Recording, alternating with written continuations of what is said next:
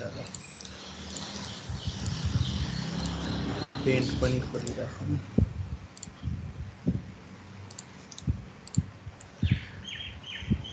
Okay ल सबैले AutoCAD खोलिसक्नु भएको छ होला एकचोटि अटोक्याडको मेन पेजमा जाम हामी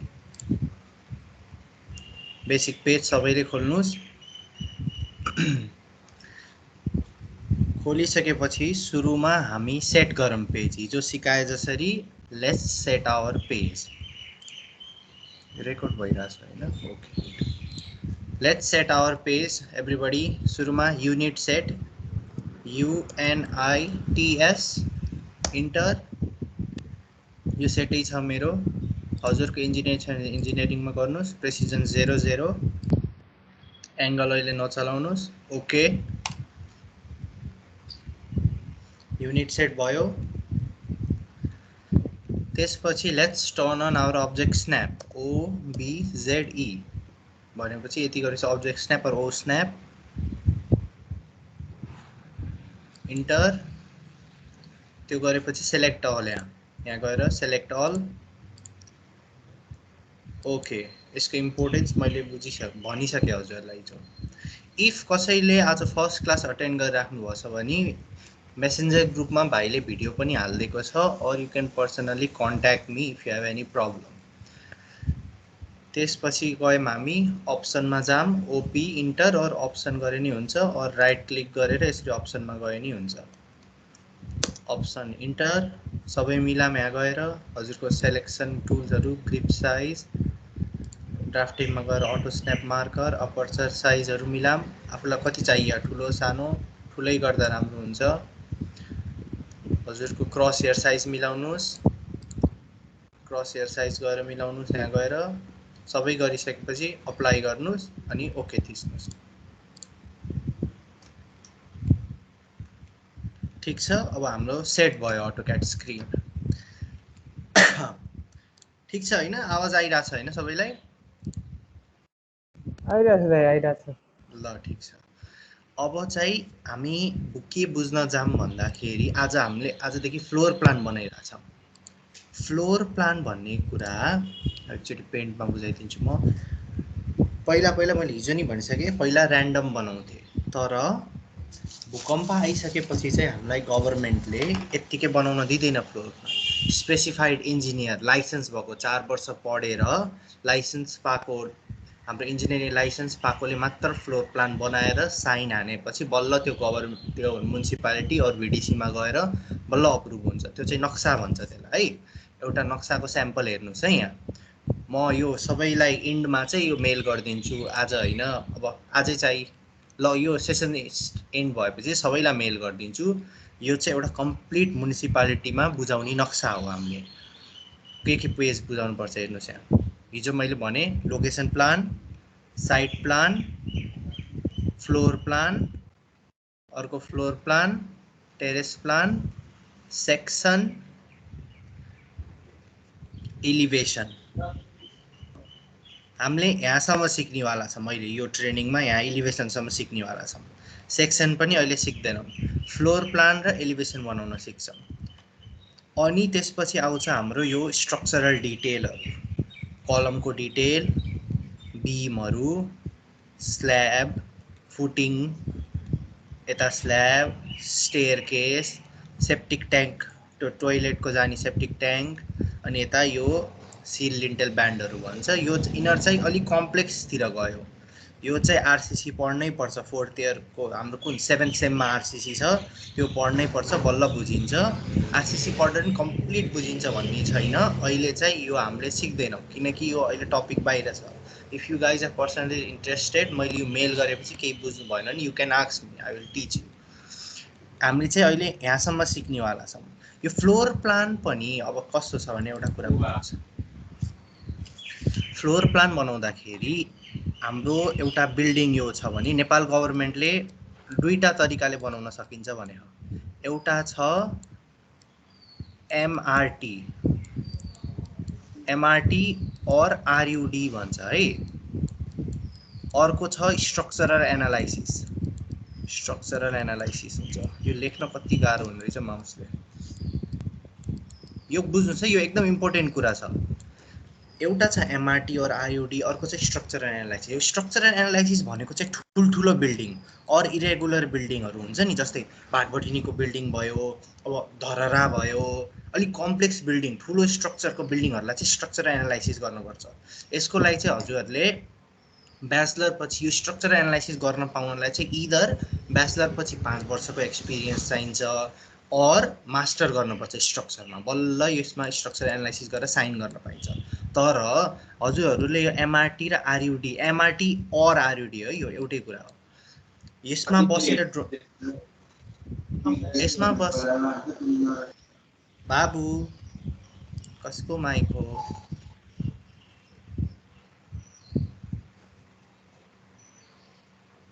ओके, जस्तै एमआरटी और आरयुडीमा बसेर चाहिँ हजुरले ब्याचलर पास आउट हुने बित्तिकै आफ्नो इन्जिनियरिङ लाइसेन्स आएपछि हजुरले बनाएको नक्सा पास हुन्छ गभर्मेन्टमा, म्युनिसिपालिटीमा पास हुन्छ। स्ट्रक्चर एनालाइसिस गरेको चाहिँ मास्टर और 5 वर्ष एक्सपिरियन्स चाहिन्छ। एमआरटी र आरयुडी भनेको के हो त? Mandatory right and thumb rule और रेडी टु युज गाइडलाइन्स। यो चाहिँ गभर्मेन्टले हामीलाई यत्तिकै बना भनेर दिएको, भूकम्पपछि क्राइटेरियाहरू दिएछ गभर्मेन्टले, त्यसलाई फलो गरेर फ्लोर प्लान बना अनि सबै यो एलिभेसन बना भनेर दिएछ। अब मैले हिजो भनिसकेँ यो कुरा। यसको कहाँ हुन्छ भन्दाखेरि जस्तै हजुरले कहाँ गएर यो भेट्न सक्नुहुन्छ भन्दा गुगल क्रोममा जानुहोस्, मैले हालिदिएको पनि छु यो टिम्समा, सुरु दिनमै अट्याच गरिदिएको थिएँ। NBC 205 नेपाल इन्टर, अनि यो चाहिँ यो मेन चाहिँ DUDBC गभर्मेन्टमा हुनुपर्ने, यसको चाहिँ अपडेटेड छैन। यो चाहिँ madhavgautam.com.np, यो सरको चाहिँ अपडेटेड छ, यो खोल्ने। मैले यो पहिला पनि हालिदिइसकेको छु, त्यही यस टिमकै यो फाइल्समा छ है। अनि यो यताबाट खोलेपछि हेर्नुहोस्, यो चाहिँ NBCA ready to use guidelines for detailing of low rise concrete building without masonry infilled. RCC बिल्डिङको, आरसिसी बिल्डिङ भनेको के हो भन्दाखेरि अलि फर्स्ट इयरलाई चाहिँ जुन हाम्रो यो बिम छ, नर्मल घर देख्छौँ नि हामीले यहाँ आफ्नो वरिपरि नेपालमा, त्यो चाहिँ आरसिसी बिल्डिङ हो। रिइन्फोर्स सिमेन्ट कङ्क्रिट भन्छ, त्यो चाहिँ हजुरले डिटेल पढ्नुहुन्छ 7th सेममा। यसको लागि चाहिँ रेडी टु युज गाइडलाइन्स दियो। एउटा के भयो NBC ready to use guidelines, अर्को भयो स्ट्रक्चर एनालाइसिस। स्ट्रक्चर एनालाइसिसतिर हामी जाँदैनौँ, त्यो इट्याप्स पोर्सन त्यसमा मास्टर गर्नुपर्छ स्ट्रक्चरमा। यो चाहिँ रेडी टु युज गाइडलाइन्स, जुन चाहिँ ब्याचलर पछि नै हजुरले नक्सा बनाएर आफूले साइन गरेर पास हुन्छ। यसमा चाहिँ सबै डिटेल दिएको छ। जस्तो के को डिटेल दिएको छ भने यसमा केही मेहनतै गर्न पर्दैन, हल्का कलम कहाँ राख्ने, बिम कहाँ राख्ने इन्फर्मेसन भएपछि। कलम र बिम भनेको के हो भन्दाखेरि यसरी भर्टिकल मेम्बरहरू कलम हुन्, होरिजेन्टल मेम्बरहरू बिम हो है। हजुरले एप्लाइड मेकानिक्स पनि अलिअलि पढ्नु होला, बिम फ्रेम, कलम बिम, फेरि कलम आउँछ यतातिर बिमहरू जान सक्छ, त्यसरी चाहिँ कलम बिम हो।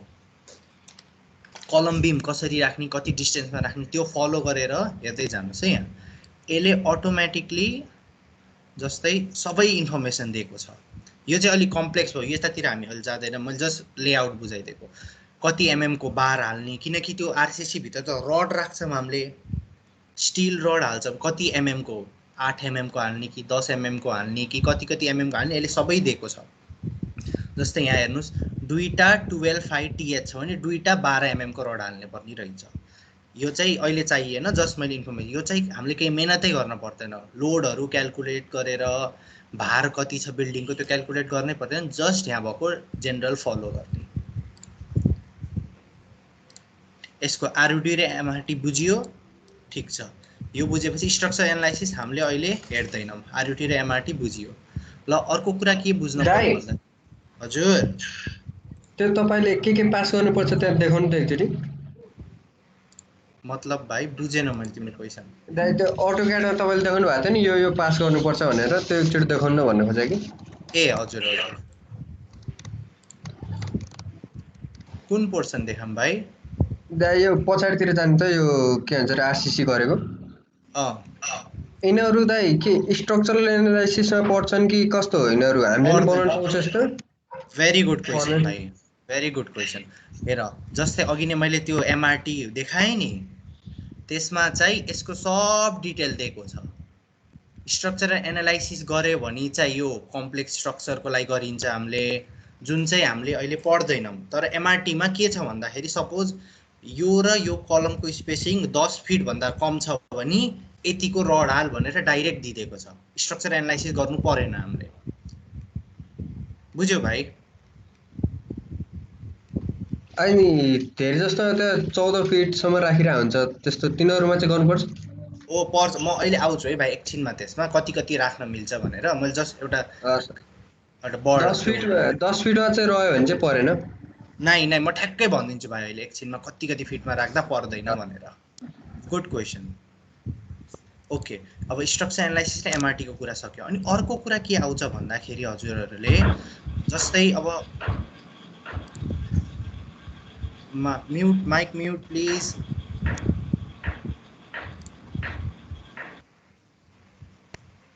ओके, अर्को कुरा के आउँछ भन्दाखेरि फार भन्ने कुराहरू सुन्नुभएको छ? FAR, ground coverage. Guys please unmute your mic. यो चाहिँ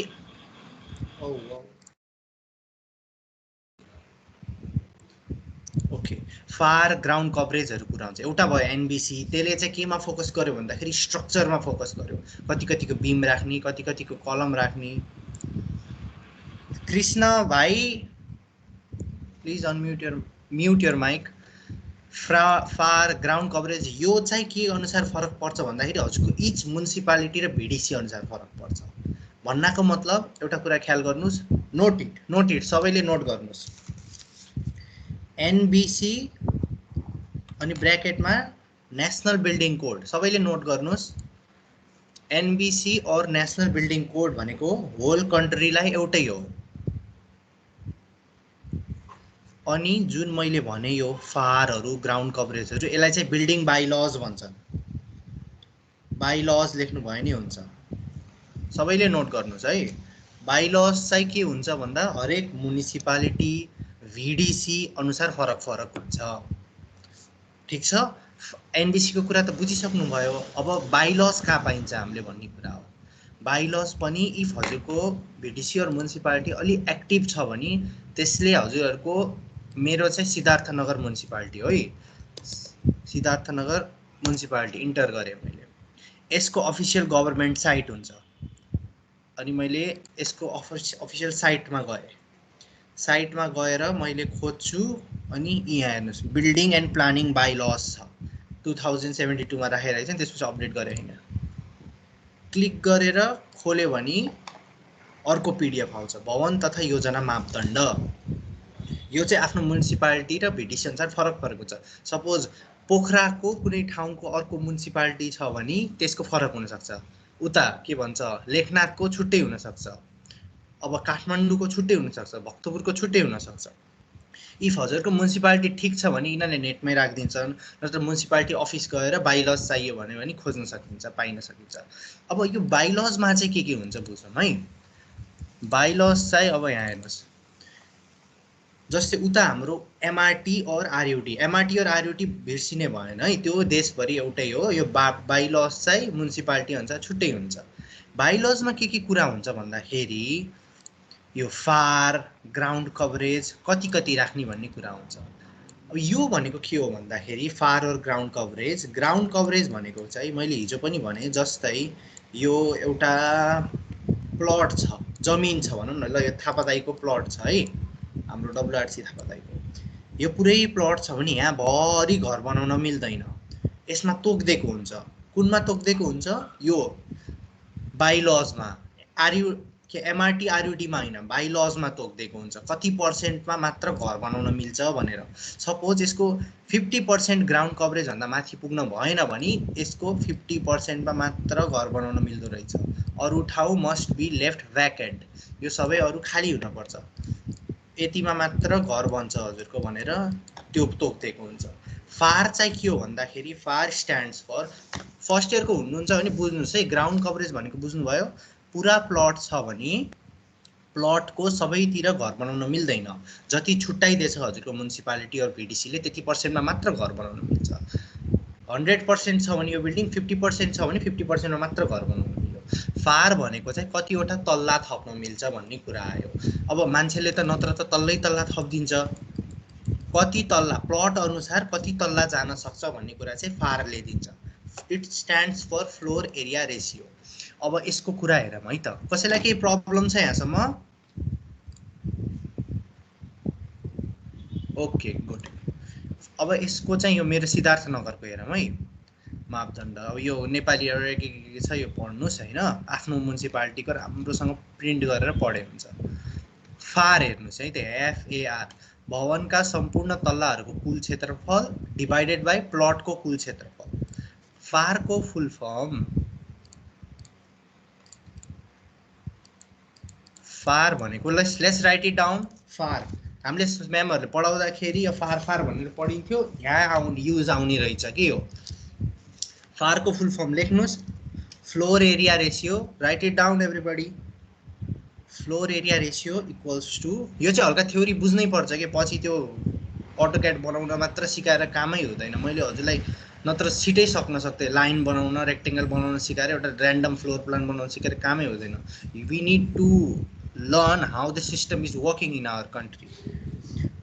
FAR equals to floor area ratio, summation of area of all floors. लेख्नुस् यहाँ माथि, summation of area of all floors divided by plot area।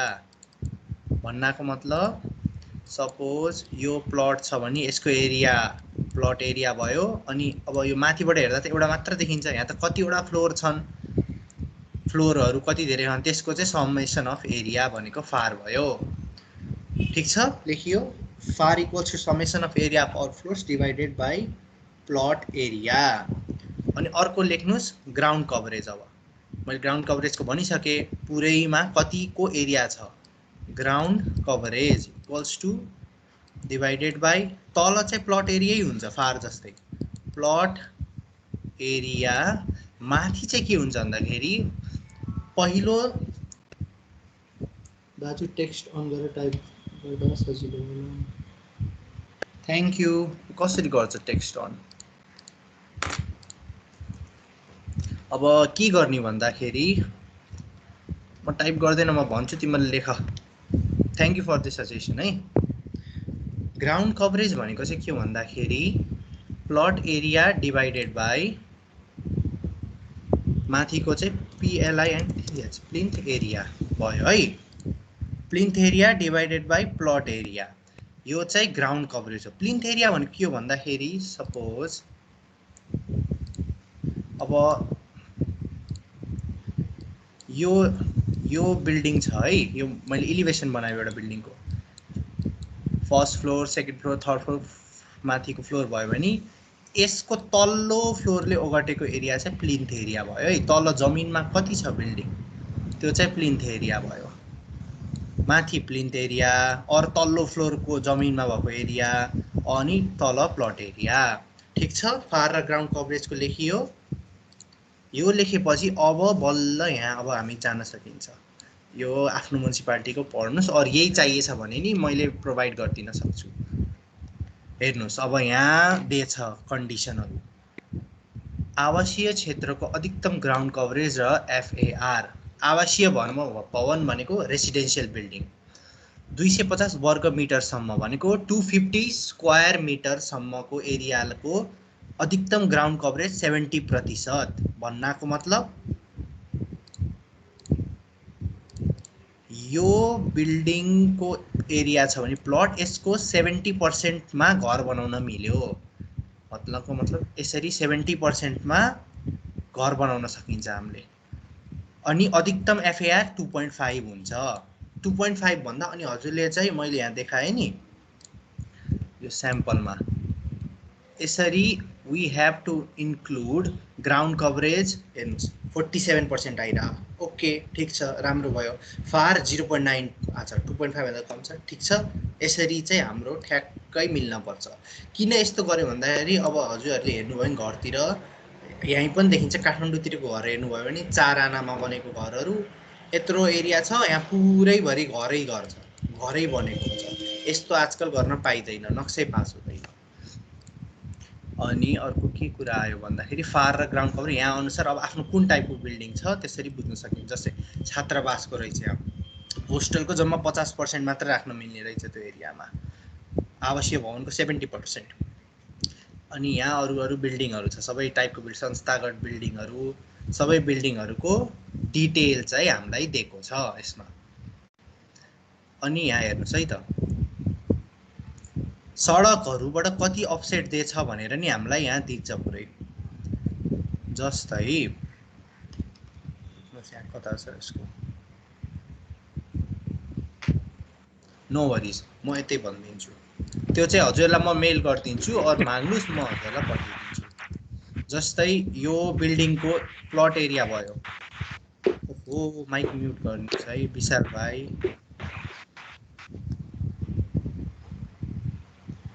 Thank you. जस्तै यो थापादाईको building भयो, यो road भयो। यो रोड छ भनेपछि, यो रोडको सेन्टर लाइन भएपछि हाम्रो रोडबाट 5 फिट छोडेर, नोट गर्नुहोस्, it is not a hard and fast rule है। अब यो मेरो म्युनिसिपालिटीको यस्तो छ, हजुरको म्युनिसिपालिटीको फरक हुनसक्छ।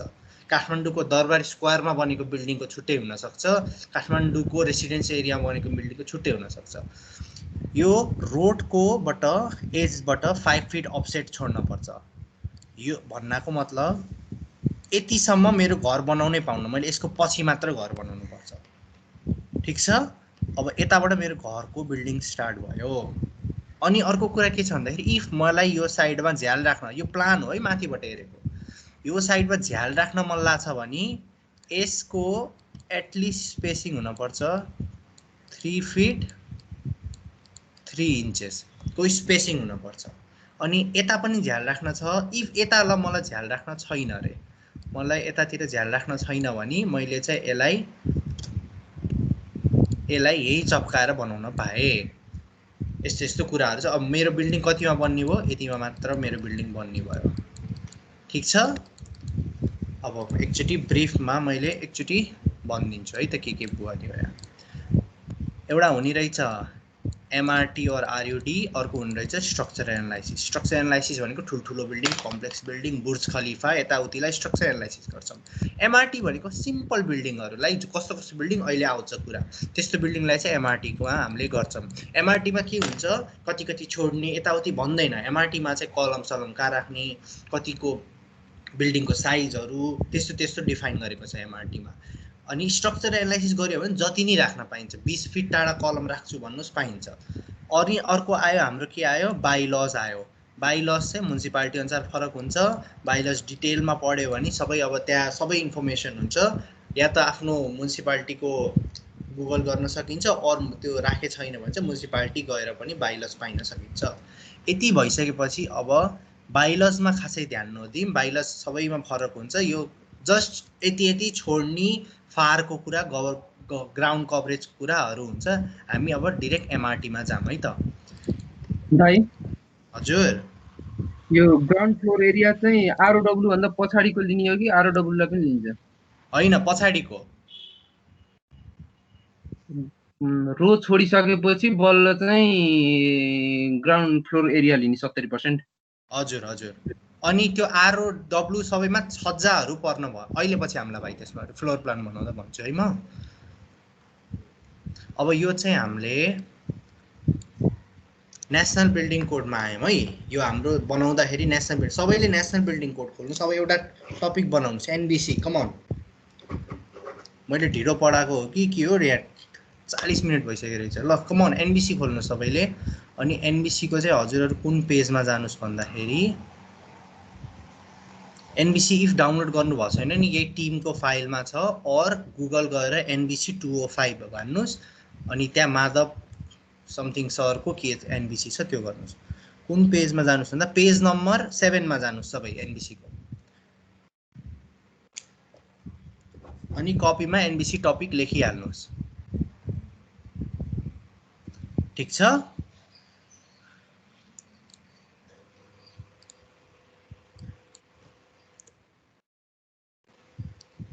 यहाँ चाहिँ लाइन गयो है मेरो। आवाज आइरहेछ सबैलाई?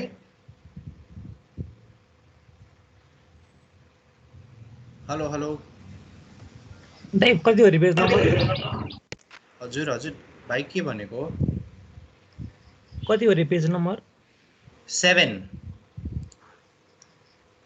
ओके ल ठिक छ सबैले खोल्नुभयो ल अब यहाँ आउँछ कलम कति कति टाढा राख्ने बिल्डिङ कसरी बनाउने एमआरटीमा बसेर है स्ट्रक्चर एनालाइसिस पुरा गरे छैन स्ट्रक्चर एनालाइसिस गर्न छ भने त युआर सिइङ अब त्यो प्लेनको ह्याङ्गरहरू राख्नेको त्यो कलम कति टाढा टाढा हुन्छ यो स्ट्रक्चर एनालाइसिस होइन जस्ट एमआरटीको सिम्पल रेसिडेन्सियल बिल्डिङ यहाँ हेर्नुहोस् अब सबैले हेर्नुहोस् एउटा यो ठुलो साइड छ ए अर्को छ बी फर्स्ट कन्डिसनै के छ भन्दाखेरि A and B must be less than 25 meter.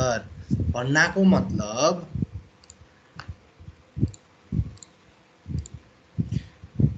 यो एउटा बिल्डिङ भयो भने कुनै पनि साइडको लेन्थ 25 मिटर भन्दा एक्सिड हुन भएन। हामी अब फिट र इन्चेसमा काम गरिरहेछौँ। फिट र इन्चेसमा भन्दाखेरि 80 फिट भनौँ 80 फिट भन्दा एक्सिड हुन भएन कुनै पनि बिल्डिङको साइड। यहाँ दिएछ हेर्नुहोस् है सबैले यहाँ नोट गर्नुहोस् आफूले लेखिहाल्नुहोस् no side should exceed 25 metre bracket 80 feet in length. फेरि भन्नु होला कुनै कुनै बिल्डिङ त 80 फिट भन्दा नि लामो हुन्छ धेरै लामो लामो बिल्डिङ छ तिनीहरू चाहिँ स्ट्रक्चरल एनालाइसिस गरेको बिल्डिङहरू हो है यो एमआरटीमा बसेर डिजाइन गरेर स्ट्रक्चर एनालाइसिस कम्प्लेक्स टपिक हुन्छ अहिले बुझिँदैन हामी चाहिँ अहिले एमआरटीमा डिजाइन गर्ने बुझ्छौँ। म्याक्सिमम रेसिडेन्सियल घरहरू एमआरटीमै हुन्छ स्ट्रक्चर एनालाइसिस ठुल्ठुलो बिल्डिङ भाटबटेनी यताउतिहरू गर्छ। ठिक छ फर्स्ट पोइन्ट भयो no side should exceed 25 metre और